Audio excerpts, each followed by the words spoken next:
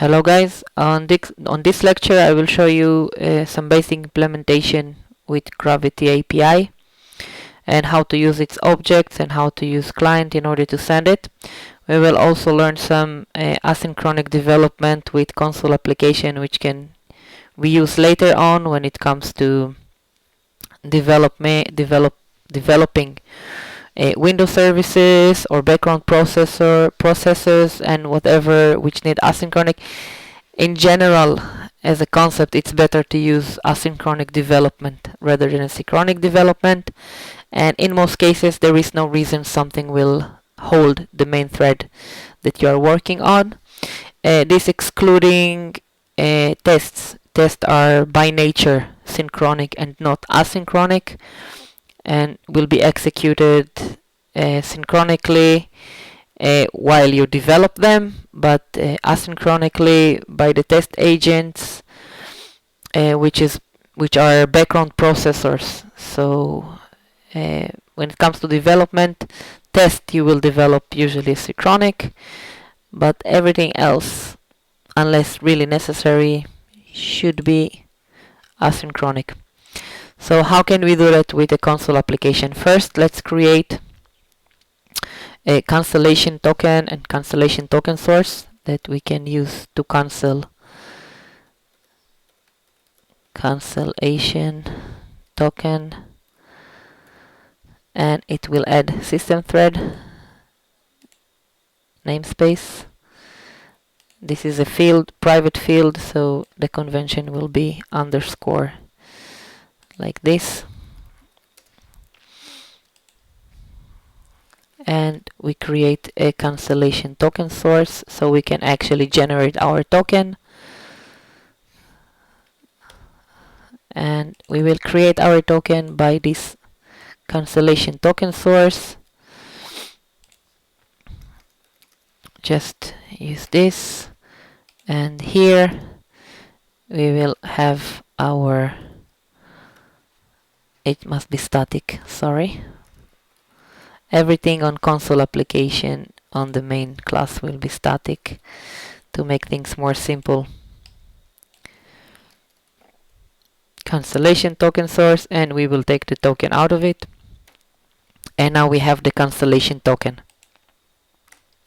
This cancellation token will be used to cancel our endless, so-called endless process, which will run through the main thread, but it will run asynchronically on the main thread, while the main thread job is basically hold this asynchronic process.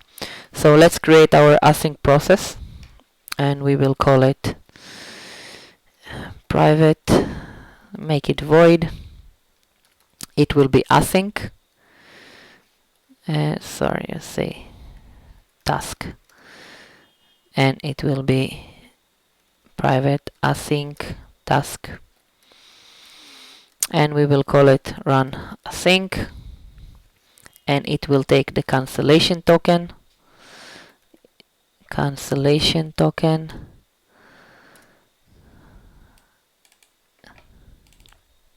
Soon you will understand exactly why.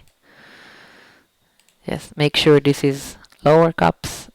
This is the convention for an argument. And as you can see here, we have a warning says this operation is not awaited or not awaitable. So we will make our process. Soon we will fix it. Just first let's write it down. And while the cancellation token not cancelled, and our logic will go here,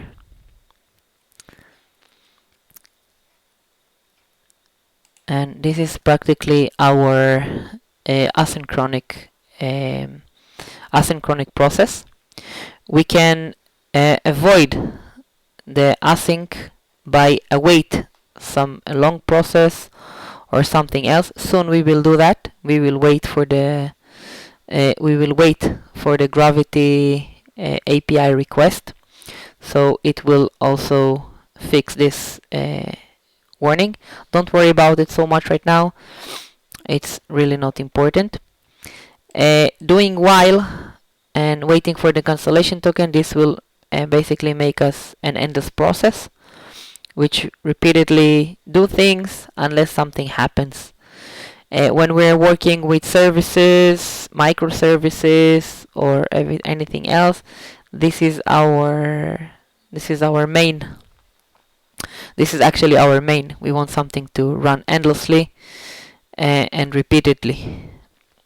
So let's create our first Gravity request. Say var request. We can even put it outside of the while, because we can just create it once. We don't need to create it over and over.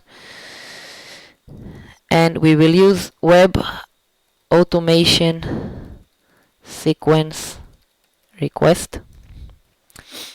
This is the main object which we use to send requests to Gravity API. Basically, we will serialize it later into JSON and send it through HTTP client.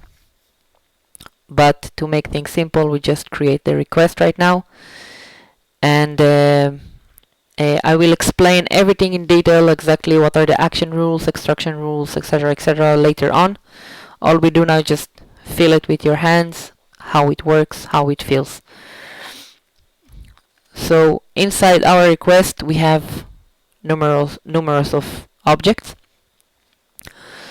We will start with the authentication information, which is must. Without it, the request will not work. And it will ask us for the username, which is the email we provided, and the password. And there is also an account for the course, which I called Gravity course.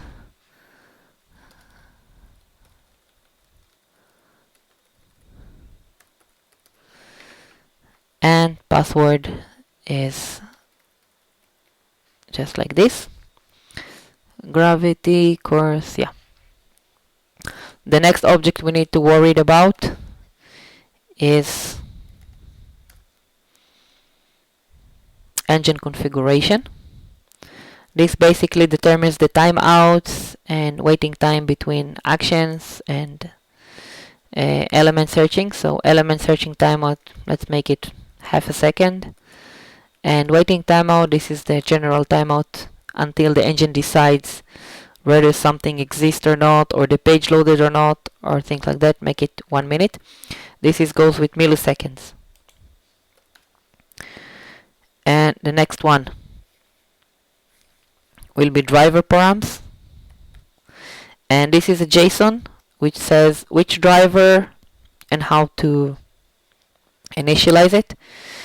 If some of you took my course about Selenium and C#, you will recognize the pattern here, because I've used the same pattern.